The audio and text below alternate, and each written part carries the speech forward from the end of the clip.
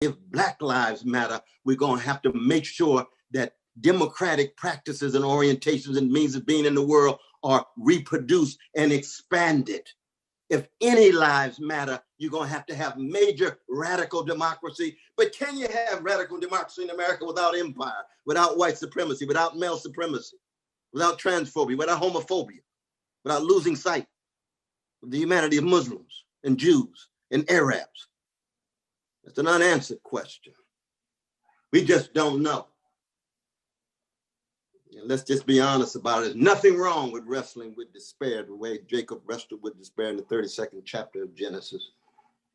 But we can come up with a new name. God wrestlers with deep wounds, with deep hurts, with new energies. That's where we are now, right on the edge of the cliff with the neo-fascist gangster in the White House and the milquetoast neoliberals who still vote for his military budget over and over again. AFRICOM expands in Africa. The same ugly policies in Latin America. We've talked about the Middle East. We don't have time to talk about Asia, but that's very important too, with China and all of their forms of domination. What a time to be alive, pandemic and all. And yet, here comes the People's Party. Here comes that same radical democratic tradition that embraces us all. And I come in from the chocolate side of the empire and say, I'm bringing Curtis Mayfield with me. I'm going to bring Sam Cooke with me and Nina Simone with me. Why? Because they provide a structure of feeling and value that provides a ground for a prophetic fight back in the face of this empire collapsing and in the face of the possible regeneration and reawakening of it. Last but not least, at this particular moment, I've got brothers and sisters on both sides. When I listen to Noam Chomsky and Angela Davis, and even my dear brother Bob Ovakin and brother Carl Dix and others, they say, oh, we agree with the critique of the empire, but we cast a vote for Biden. I say, ooh, I'm not used to voting for milquetoast folk like that. But the anti-fascist folk, okay, I do understand. But I hear my dear brothers and sisters on the other side, Chris Hedges, Glenn Ford, Paul Street, Margaret Kimberly, Juma Baraka. I love those folk too. I learned so much from them. They all comrades. They say you can't vote for a neoliberal. You can't vote for the same Biden. You bring such critique to bear. You got to go for Green. You go for Brother Howard. You go for Sister Angela. That debate is a real one. And it ought to go on. And at the moment, I'm leaning with Angela. I'm leaning with Marianne. I'm leaning with Noam Chomsky. But it's not that it makes me that much better. I just believe as part of the anti-fascist coalition, Trump's fascism is one that calls into question the very possibility for any rights and liberties so that all of us could be gone. That's kind of basis that he has. What is it? 1 out of 4 of the folk who support him want to shut down the media. That's the kind of fascist sensibility. This is Sinclair Lewis. It can't happen here, taking place slowly in real time before our eyes. This is the kind of moment we live in. This is why this movement for People's Party is so fundamentally crucial.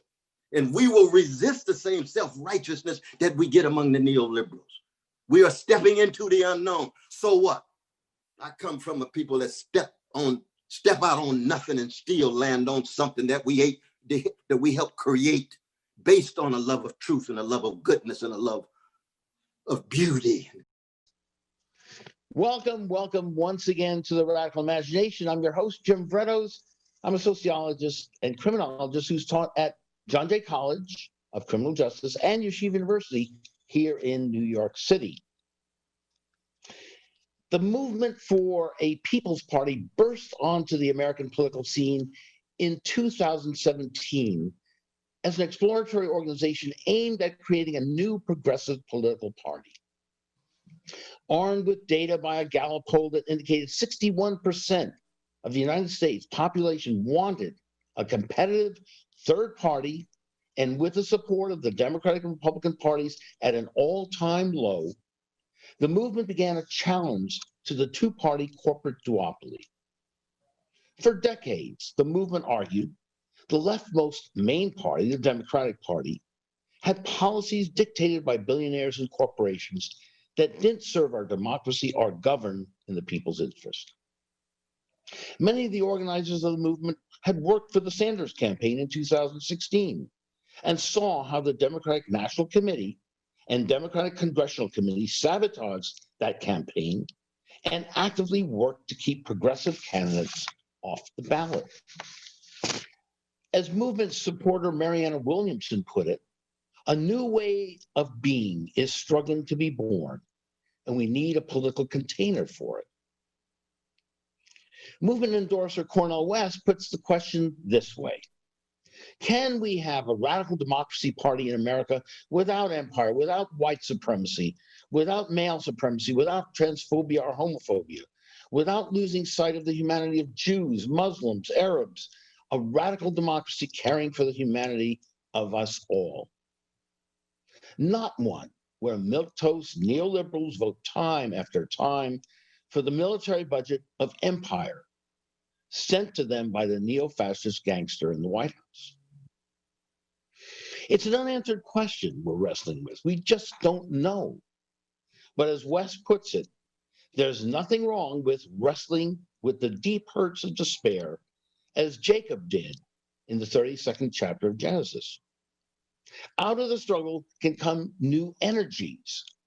The People's Party can become part of that energy. Noam Chomsky, as usual, sums it up succinctly. In the United States, there's basically one party, the business party. It has two factions called Democrats and Republicans, which are somewhat different but carry out variations on the same policies. By and large, I am opposed to those policies, as is most of the population. Today on The Radical Imagination, we welcome back Nick Brana and Carol Ehrle, two friends and comrades who we've known from the very beginning of the movement. Nick is the national coordinator and Carol is the political director for the Movement for a People's Party. Nick previously worked with the Sanders 2016 campaign as the national political outreach coordinator. And we also want to welcome a new friend to the show, Omar Fernandez, president of the American Postal Workers Union of Vermont and the labor coordinator for the movement. Omar was instrumental in putting and getting the AFL-CIO in Vermont to endorse the Movement for a People's Party. So here we are. We're taping this the day after, what do we call it? The fiasco. It can't be called a debate, but there was something on TV, and these two characters showed up, and it was WrestleMania, and so on. So this is what we're left with, and you all are trying to clean up the bloody mess, in a sense, right? That we've been experiencing in this country for decades and decades and decades, and so on. So what I want to do for our audience here is to give them an idea of what this movement is all about, just briefly how it got started, where it's heading for, what it stands for. I know there's a lot of questions all at once here, but let us get started in helping our audience understand what is this movement, what is this potential party, and what makes it different than other efforts on the progressive left that have been tried for, again, decades and decades. And so who wants to start first? Carol, do you want to get us going? Sure. All right. Yeah, I just wanted to correct my title. I'm now the media coordinator. I've been doing both for the past 3 years, and now I'm focusing on the media and the messaging. Wonderful. Terrific. Yeah, so I joined with, Nick was the political outreach coordinator for the Bernie Sanders campaign, as you said, and he, after the campaign was over and Trump won, and it was just so devastating what had happened with Bernie, and we were all just realizing that the Democratic Party was never going to change. They were incapable, structurally incapable of ever changing. And then Nick wrote his article in the Huffington Post about how Bernie could be the Lincoln of our times. And that really resonated with me. And I reached out, and we've been working together ever since. And what really propelled me to join was the climate. This was right before that big UN report came out with all the climate scientists saying that we have like a dozen years, which now looks like it's more like 8, in order, you know, that where we can turn things around and save our planet. And I have 2 kids who are millennials, and I just want them to have a future. I want Nick to have a future, and those who have grandchildren. And this is just, we are in desperate times. And we have a climate scientologist who was on our panel last night, Dr. Peter Kalmus, who was also putting in very stark terms that, you know, this is what we need to focus on right now. It's very, very dramatic what's happening. So that's why I'm here, because I see that we have to have a people's party, a party made up of working people, ordinary people, all across the board, all across America, and from all parties, all persuasions. I know that most people right now consider themselves independents. They don't belong to either party, and that number is only growing among millennials. And millennials are not joining the parties as they get older, either the Dems or the Republicans. That's just not happening.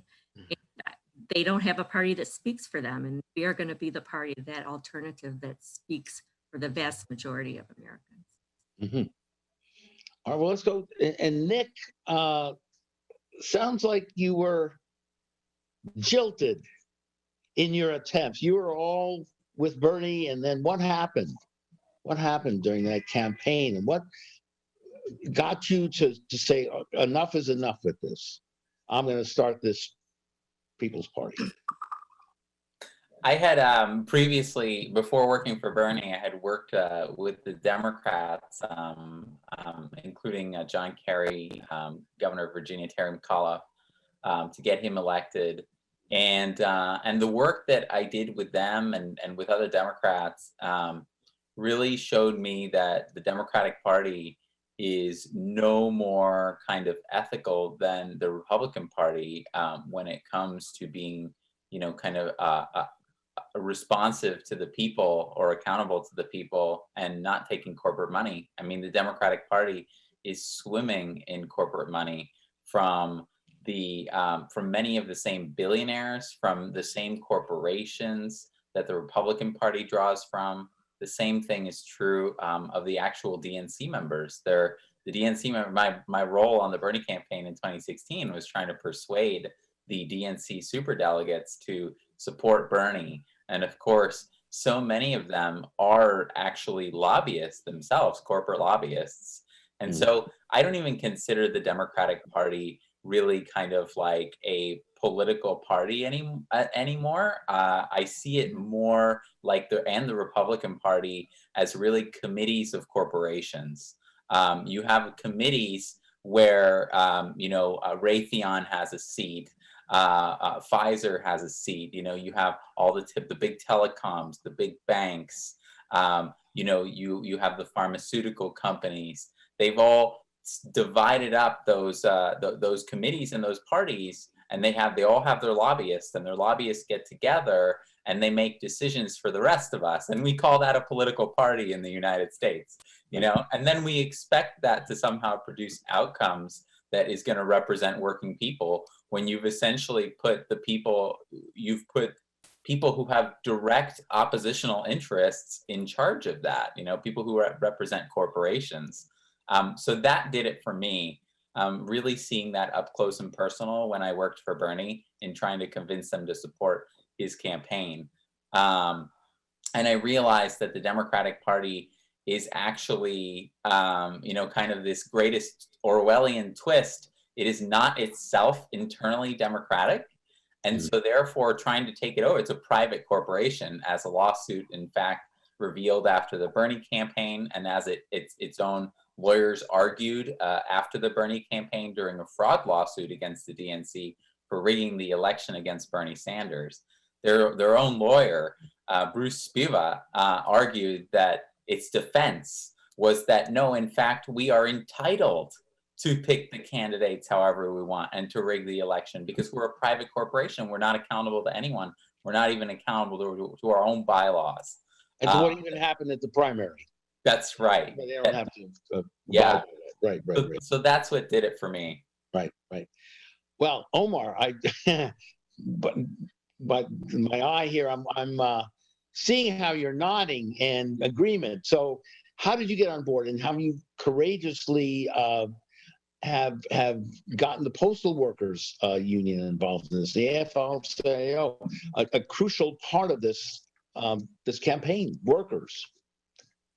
Well, I mean, to be quite honest with you, the way this whole thing started was kind of just a weird thing for me. I was a missionary over in Mexico, then decided to come back home here to Vermont. Pretty much, I was like, wow, where am I going to work? What am I going to do? Ended up working with a friend and one of his, companies and things like that. Did that for a year, working 18, 20-hour days. And it was tough. It was very, very rough. And of course, with all that, working all those hours and working, with all that pressure of getting those packages out, surprisingly enough, it was Staples packages and things like that. There was a lot of stress that was built up, and I ended up yelling at somebody, ended up getting fired, and I was totally abandoned here in White River Junction, where I specifically came to help out that friend in that position. So, I mean, I went through a rough month of like, man, I can't believe this happened. I mean, how can this happen, and all this kind of stuff. And then here comes the post office, where I learn about what being part of a union is, where I learned that actually people can come together and make wrong things right. And so I started learning about being a unionist, come together, getting things done that we want to get done. And then here comes my boy, Nick. Here we are in DC. And he was telling me about this party. I mean, and he was talking to me about the Republican parties and what they did, and what the Bull Moose Party did, if I remember, that was the name of it, and what all these third parties did to fix our country, that really came together and actually got things for the people. And I'm like, you know what? This is what I want. This is what we can do as long as we come together. I mean, it's one thing that I tell our members all the time. No one is a better advocate for you than you. So if you want this country to be fixed, if you want this country to take care of you the way you want to be taken care of, the way you want your family to be taken care of, and I don't mean that a government is going to do that, but if you want to have the things that you want, you need to get involved. You need to do the things that you need to do in order to make sure that your voice is heard and that your side of your planet is fixed the way you want it to be fixed. Mm-hmm. Omar, did I hear you say you were a missionary in Mexico? Yes, sir, I was. I was a missionary for about 3 years down in Mexico. I absolutely loved it. It was great. And it's funny. The same thing kind of happened to me there, where I would read a contract, and I know some people don't want me to call it that, but I would read the Bible and I would see, what's in there. And then I would see what was being taught to everybody else. And I was seeing how it was almost like keeping people down and not letting people know exactly who they are and the power that we have, the reality of us. And it's like, I felt that as a teacher, it was like I needed to read the contract and let them know what's going on. But more than that, I wanted to encourage others to read that quote unquote contract so they can see, hey, what I'm saying is not, I'm not just making up. It's the truth. I want you to look at it. Hey, let's talk about it. Hey, do you see what I'm seeing? I don't want it to be those kind of things where it's like, oh, here I am, I'm the leader, listen to me. No, let us come together, as the scriptures say. Let us come together and reason together. So you're a liberation theologian, participatory democracy. And Carol, we know we come from the prophetic Jewish tradition, right?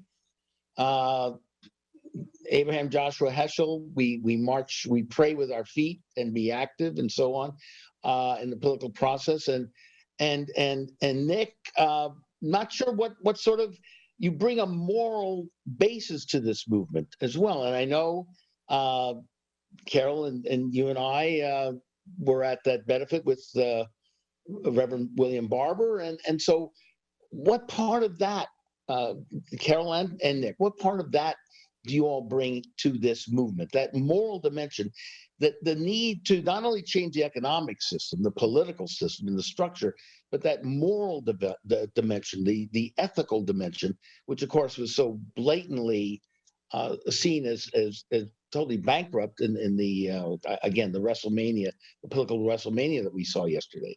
So how does that fit in with your moral compass, Carol, the movement here for people? Well, in Judaism, there's such an emphasis on volunteerism and doing good and making the world a better place for future generations. And that's one of the things I love about being Jewish. And I think that it's incumbent upon us as individuals. I don't care whether you're religious or not religious, but I think Right. everyone has a responsibility to look out for one another and to volunteer. That's the bottom line. Volunteerism has been such a big part of my life, even except when I was a journalist and I wasn't allowed to volunteer. But I think that in Judaism they always say that you want to have a legacy, and your legacy should be something that your kids and your grandkids can be proud of. And I hope that for me, my kids, I want to save their futures, literally. And that's what I'm doing. And Nick has given me and so many others an opportunity here to do that, to have a future. Yeah, that's a great way of putting it. Nick, we've never had this sort of conversation. I know I've met your mother and father, and man, I'm totally impressed with the energy there, the firebrands. I mean, where, and your father, where else do you get that incredible energy of yours? And is it what sort of political moral dimension? What did your own family go through that you are expressing in a sense in the movement? Something that I've always felt has kind of shaped my own political identity from a young age is my family's origin, having come from Chile in the mid 1970s after Pinochet's coup in Chile, and they left that country because of the coup and came to the U.S. and to make a new life. And that's kind of always informed what happened in Chile and my own understanding of it, my own learning of it from them, and the horrors of what was an American perpetrated coup in my home country, and I have family there, been there often. And so that has always, I'm growing up as a Spanish speaker beforehand. That's really kind of, I feel, given me a different kind of dimension of understanding as to the impact and the power that this country has, not just in the US on its own citizens, but on the citizens of other countries and of those around the entire world. The decisions made here in the US are ones that touch every life on the planet, whether it's through the climate crisis, like Carol referred to, whether it's through efforts to control their governments or their foreign policies, or whether it's through really economic domination, the kind that you've seen financially through the World Bank, the IMF, that has impoverished so many countries, including other countries in Latin America. And so that's always been something that I feel has kind of given me like a window to the rest of the world, and also to some ways that the country operates, and has instilled me with this desire to kind of to understand it and also to change it as being someone who identifies you know, with both countries, my heritage from both countries. Why hasn't the progressive forces in this country, around the world for that matter, but in this country, not succeeded in doing what you all are trying to do? As you were talking about the Bull Moose Party, I mean, the restructuring of the parties, Republican Party was the only third party that became a major party. That was because of the unbelievable turmoil over the race issue, the Civil War, and so on. So why hasn't the left succeeded? It has the vision, it has the issues. Why is it always sort of seemingly shooting itself in its own foot, if you know what I mean? And how can we overcome that, in a sense, this time around? Because, as you know, Carol has pointed out, and Omar, we're up against it really here. We what, 8 years now we've got? I mean, you know, so this has got to happen. And right before, you know, Nick, we've talked about this before. For a lot of reasons, I'm very sorry that Tom Hayden isn't still alive, and we talked a little about that too. Nick and Carol, here's Tom as part of the New Left back in the 60s, and spoke so eloquently as you all do about the need to go beyond the two-party system. And yet he, after those productive years protesting and so on, became part of the mainstream political machinery. Well, I shouldn't put it that way. He worked within the Democratic Party, the radical within it. So what, long question, sorry to everybody here, what makes the movement for a People's Party different from that? And how can we succeed in a way that Tom and the others weren't able to see during the 60s? Sorry for the long-winded question here. Take it however you want to do it. Omar, you want to? Absolutely. I think the main reason why we're going to succeed where no one else has succeeded is we're sick and tired of being sick and tired. And I know that sentiment has always been around for a very long time, but it's almost like, and I hate to say this, it's almost like we as Americans need to be poked and prodded to such a degree where finally that sleeping giant finally wakes up. So we have gotten to that point where people are they're just tired of being tired, where it's almost the exact situation that we're in when the Republican Party came into power, where nobody was listening, where everybody wanted the same thing, but the people in power were not paying attention to them, were ignoring them. And so here comes somebody that says, hey guys, we can do it. Let's come together. We will do it. And there's finally a group to get together with, because when one person goes forward, nobody is gonna, who wants to take that first step? But when it is a group of us to come together, and that's the thing where we cannot be afraid. Us as Americans, we have this thing where don't talk about politics, don't talk about religion, don't talk about this, don't talk about that. But that's what I love about the People's Party. We're allowed to talk about whatever we need to talk about. Another thing that I love about the People's Party is that we have a platform that's been taken almost exactly like Bernie and improved upon, but we still say, hey, you know what, guys, we still need to talk about this. We still need to come together and make sure that we're representing every single person. We have that encouragement where it's like, come on, we still need here. We need you to participate. We need you to do this. We need you to come together so that what you want to happen will happen. So I think that's where the biggest difference is. Number one, where people they're looking for something to come together with, and they finally have that voice. They finally have that ability to finally be able to do something. I think that's what the biggest differences are right now. Yeah, it's a great way of putting it. Nick or Carol, you want to add anything to that? I would add that there's never been a moment like this. This is something you referenced Chomsky earlier. He said this. There's never been a moment like this in history where there is a confluence of so many crises at the same time.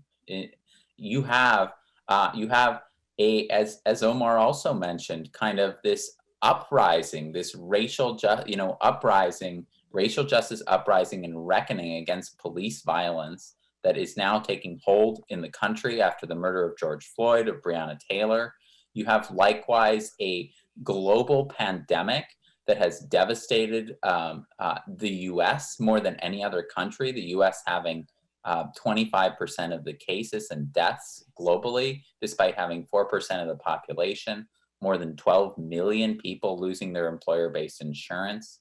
You have essentially what is another depression with more than 50 million people filing unemployment claims in the United States. You have a small business and apocalypse, essentially, which is not being seen anywhere else in the world, is really a product of the way that the Democrats and Republicans have managed this crisis and chose to manage it, where about 40% of the small businesses in the United States are not expected to survive. That means they're going to be consolidated into big Wall Street firms and chains like Walmart. You have also the climate crisis, of course, where the west coast of the country is essentially on fire. You have major cities like Portland, in Washington, in California, where the sky is literally turning red or orange. So you have never had a confluence of crises like this. Record child hunger, more than 12 million children who now go hungry. There was a poll very recently, in fact, a study that showed that more than half of Americans are now dealing with serious financial hardship, inability to afford basic needs, food, housing. And so that's why we've begun to describe this country, as have many others, as a failed state. You really have the definition of a failed state is when the government fails to provide basic needs to the people. And it's amazing to think, but that is what's happened in the richest country in the world now, as this country really is you cannot even call it kind of a first world country anymore. And so it is that confluence of crises that is provoking this sleeping giant that Omar referenced to awake. It is provoking the large majority of Americans to say, without almost any experience with independent politics, this is amazing, for them to say that we need a major new party for this country to function whatsoever. There was a poll just a couple weeks ago showed 60%, including 2/3 of Biden's own voters, say that we need a major new party instead. You have more than 90% of Americans who say we need to get money out of politics, and they understand. Nick, if I can, hasn't that figure that you just mentioned been fairly consistent for the last 20 years? The 2/3 or so that want the third party, and yet it hasn't happened. I'm just being. It's actually increased over the last. It has. Gallup tracked it for about 2 decades, and it's increased from about 40% to where it is now is 60% over those 2 decades. And the number of independents has also gone from the low 30s to about 45%. Or you almost have half the country that's independent now, and about a quarter that identify as Democrats or Republicans. So you have seen the two parties kind of dissolving, before our eyes over the last couple decades, and that demand really increasing for an alternative. So let's get down a little brass tacks. What are some of the structural impediments getting on the ballot? The media, how do you get the message out? Isn't so much stacked against you in the pushback that's happening? So take us through that. You're planning on convention in 2021? We have the perfect person to discuss that as our media coordinator. Okay, there you go. It's going to be all up to you here, Carol. All right. No. Together. All right. So here we go.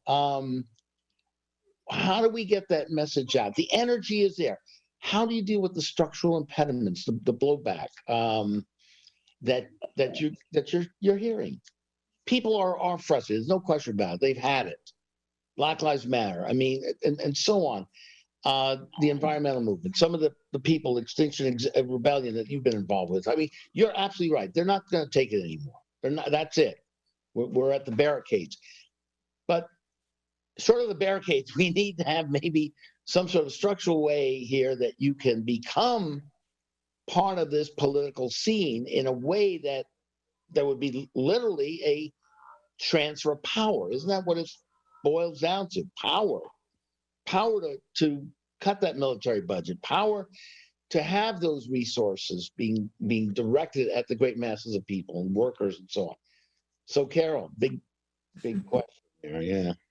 Well, I think that obviously what you need is a mass of people, and that's what we're going for. We're building a major new party, not a third party, and that needs to be said. We're a replacement party for both parties. We want to make it very clear that we know that in order to change, to make structural change, to make a system change in this country, we are going to need a mass movement, and that's what we're building. And once you get the people behind you, the media is going to go where the people, they're like herds. I was in the media. I understand exactly how they work.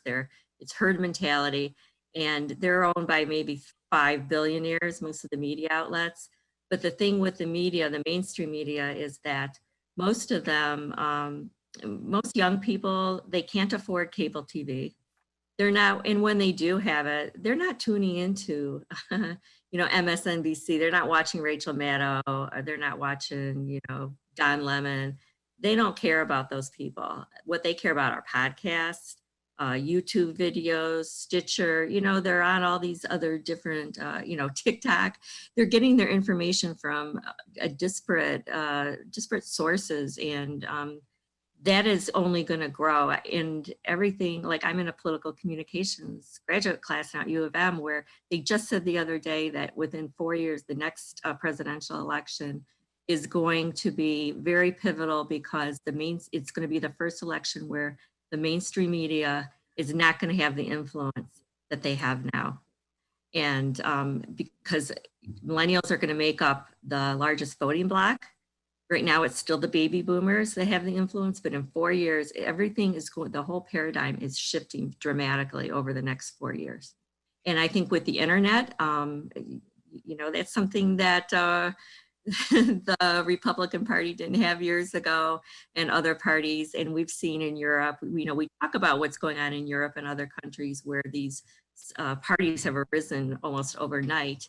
And it's not that we agree with them philosophically when we talk about this. What we're saying is that we see how they've been able to use the internet and meetups. And of course, now we have the pandemic, but once people can start meeting again, these are the things that are going to propel a new party. And ranked choice voting is something that, boy, the establishment is fighting back like hell.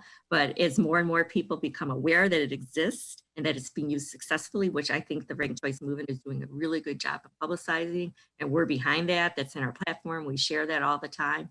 And open primaries, it's another organization that's doing a hell of a lot in terms of opening up the process to everybody. I know in California, independents make up the number 2 party now, behind Democrats.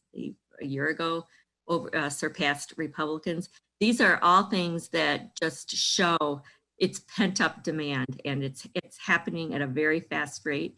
And we're picking up on that. We're driving that. We know how to drive that. We have a robust social media presence, really robust, and I know how to talk to the media, and it's going to happen. I think that all these different factors are going to shift the paradigm in the next 4 years. What we're seeing now is going to be dramatically different than what we're going to see in 4 years. And Omar, isn't labor, working people, so much of a key? That's, as we all know, part of the way in which Trump manipulates, especially the white working class, into thinking that he's doing the best for them and so on. So labor, and again, let me direct you very, very directly to the question of why, again, the People's Party rather than, let's say, an independent socialist party or labor party and so on. So I know that what you've been expressing is an intersectionality that's so important, and intergenerational component as well.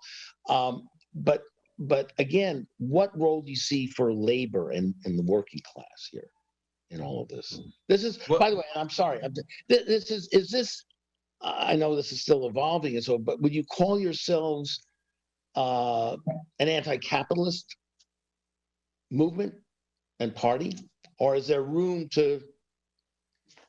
I'll be quite honest with you. I Please. do not like labels whatsoever, because anybody can take those labels and make it mean whatever they want it to mean.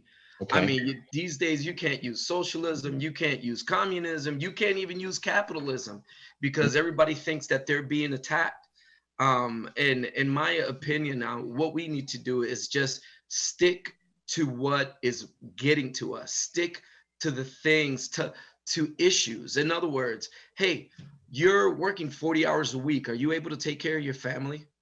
Yeah. You're working 40 hours a week. Is it just one person in your family doing all this work, or is it both of you? Do both of you want to be working? Or do your kids have to go to daycare? Of course, nobody's going anywhere right now. Are you frustrated that if you get hurt, that you're going to end up going bankrupt?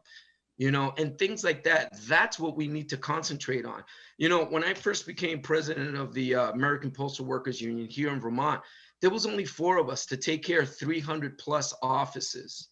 And I'll tell you this, the biggest thing that helped us grow, there's 14 of us right now taking care of those 350 offices. The thing that grew us the most is, number one, we let people know that we're there. Finally, there's somebody there to hear my voice. Number two, I'll be honest with you, it was the managers. They pushed and got people to the position where they're just like, enough is enough. Where they're like, no, I want to talk. I want to say something. I want to go ahead and fight. And we give them that voice. So I tell you, if we concentrate, forget about these labels. We need to stick to the issues. We need to say, how is your life? Okay, you love Trump. You love Biden, you love whatever. How is your life? How is your family? Are you doing good? How about everybody else? How's everybody else around you? Are you afraid that because you're doing well, people are going to come after you? Are you safe and sound in where you are and where you're living? And I think if we stick to those things, that's what's going to keep people together. And the other thing is that you have a voice. This thing is not going to work if you don't participate.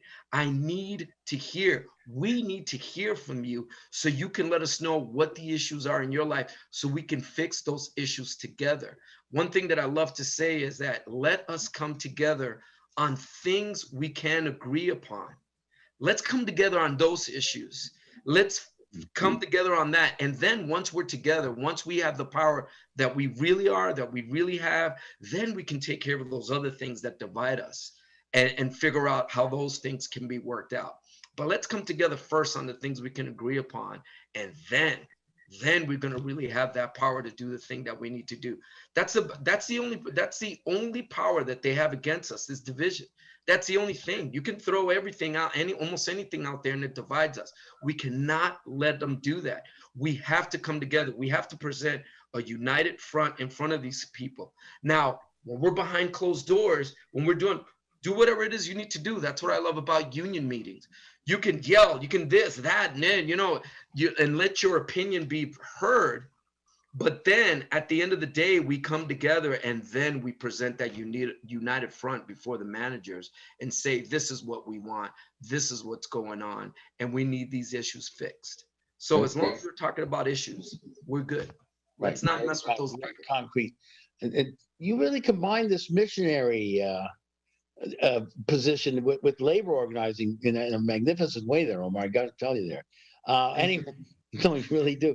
But now, to just be a little provocative, I think maybe there was a couple of coherent moments in the political WrestleMania there last night, but Biden did for a second there, right? He said, this is not about my family. It's not about his family. This is about your family. Look directly in the camera. So, I mean, again, I think you're totally right what you were saying here. So how do you answer that, Nick? I mean, the mainstream Democrats are going to, and that's part of the strategy, exactly what he did there. How do you answer those attempts? You mean the attempts to them bringing us together? Yeah, well, yeah, I get that's a I good got an answer. That's a better Absolutely. That's a better way of putting the question. Yeah. Because No, absolutely. Yeah. The way to do it is like we say to them, look, guys, we understand that you want to come together. And I'm talking about us as a family.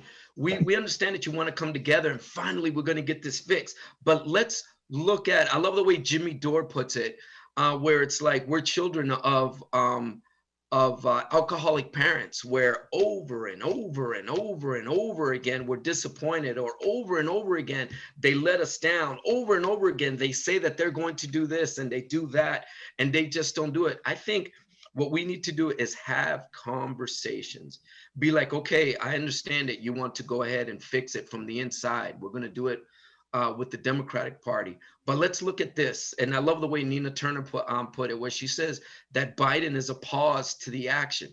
Okay, let's look at that.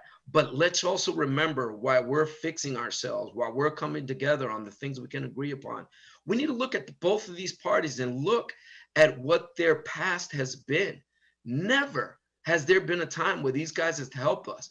The last time they ever helped us was when the unions came together with the AFL and the CIO and said, hey, Mr. President, you need to hurry up and fix this during the Great Depression, where supposedly there was no money to be had. All of a sudden, the union and the people got that, got together and said, you need to do what you need to do. So what we need to do more than anything is just speak to our sisters and brothers and say, guys, it hasn't worked before. Okay, go ahead, keep doing it. But let's remember one thing, because there are some people that just want to keep doing it from the inside. And I get that. But let's do this. Let's remember that if it's not working, let's come together. We can see that it's not working. So we need to keep going with us, because they've let us down so many times already. We need to do it, because they're not capable of doing it. And this conversation, I can't imagine. I mean, the time is gone here, but we've still got some time. But Nick, I want to give you a chance to give us, our audience, an idea of the next steps that you'll be taking. And I also want to, hear from you in terms of this specific election. And I know you're not running any a presidential candidate, but are we at the point where, again, lesser of two evils and hold your nose and so on, but isn't paramount getting rid of Trump absolutely central, and there is no really other choice at this time? Would you agree with that? Well, our perspective as MPP, is that I have my own perspective, but as MPP, representing the movement, we believe that everybody should vote their conscience in this election. Whatever that should mean to them, but that the most important thing is that we never find ourselves in this situation again in this country, with two corporate parties and and a monopoly, a stranglehold over our system, with this dilemma. People are so tired of finding themselves only having to choose, between one corporate party and the other corporate party. And so that's why the most important thing is, vote how your conscience tells you to in this election, but commit yourself to building something that ensures that we're never in this position again. Are you running? Are you planning on running? Preparing to have candidates run in various local elections and state elections? Is that also part of the plan? Absolutely. Okay. We plan on running at every level, particularly in 2024. In 2022, we're looking to run some congressional campaigns, perhaps some campaigns at other levels. What's really important to us is to win some victories to shatter in 2022, to shatter that illusion of invincibility that the two parties might have. And then that's going to propel us, very much like it did in the formation of the early Republican Party. Those, initial congressional seats that were taken in the first 2 years after the party was formed, they'll propel us to a presidential campaign and to many other successful campaigns in 2024. Right. That was like 1856, I think. It was in Illinois or Michigan. Exactly. The local Representatives won, and so on. So listen, in just a couple of minutes we have, I know our audience has thoroughly enjoyed this. It's been really incredible. Last word. What do you want to leave us with, Carol, here as we head off into the? That's a beautiful lake behind you, by the way. But tell us your lasting message you'd like to give us here. Would like everyone to join with us, peoplesparty.org/volunteer. Sign up, go on to our social media, but sign up to volunteer, sign up to get our newsletters that we send out every week, and be a part of making history, because this is inevitable, it's necessary, and we need every single person contributing in some way at their local level. Everyone has a skill, they have something that they can contribute. And that's what we need. And that's what we need. Right, absolutely. And Omar, you're going to make sure that all these ballots are going to be delivered, and we're going to have a fair election, right? We're going to get absolutely. Right, man. Great. We need that. We need that.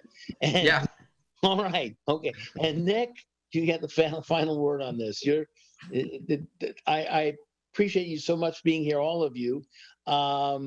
It's been a while. We haven't talked for a while, and I'm so glad that what you and Cornell first talked about has flourished and blossomed into something that has the potential to really, really, no kidding, radically transform this country and this world.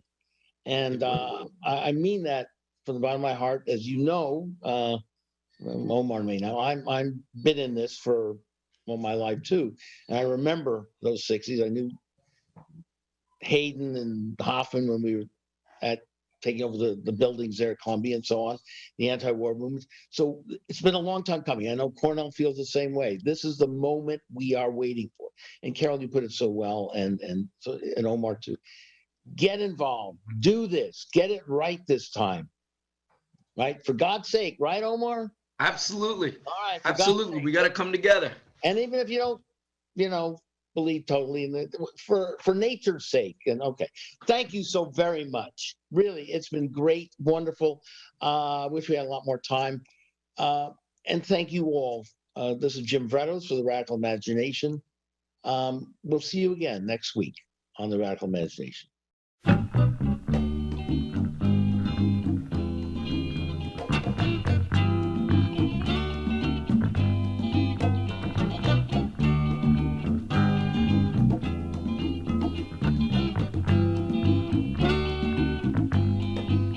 We want the power for the people. That's all we ask in our country, dear. The sick and the hungry are unable. Protect them and those who may live in fear. We as the young wish to say in this song, God bless great America. We give thanks to the old for achieving their goal. It is now up to us, and we know we must build up a trust. And we want the power for the people. That's all we ask in our country, dear. The sick and the hungry are unable. Protect them and those who may live in fear. Power for the people. Power for the people. Power for the people. Power for the people. Hardening crimes is a part of the times, and it's rough for some people to live. Disease can move fast, but it don't have to last. It is now the nation's turn for all to be concerned. We can be freer still. It is the people's will, and bring back the power for the people. That's all we ask in our country, dear. The sick and the hungry are unable. Protect them and those who may live in fear. Power for the people.